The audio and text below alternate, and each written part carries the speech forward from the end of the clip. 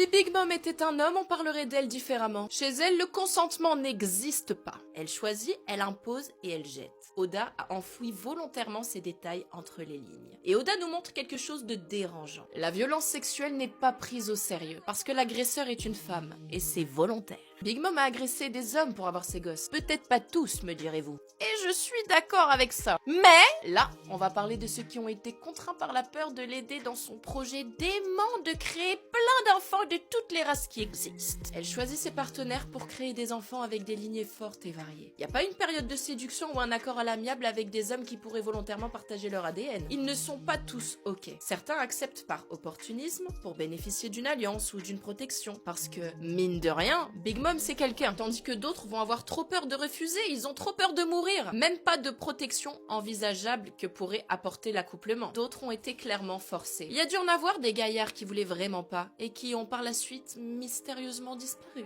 On en conclut donc que certains ont été kidnappés et ont eu un enfant avec, puis ont été jetés si ce n'est tués.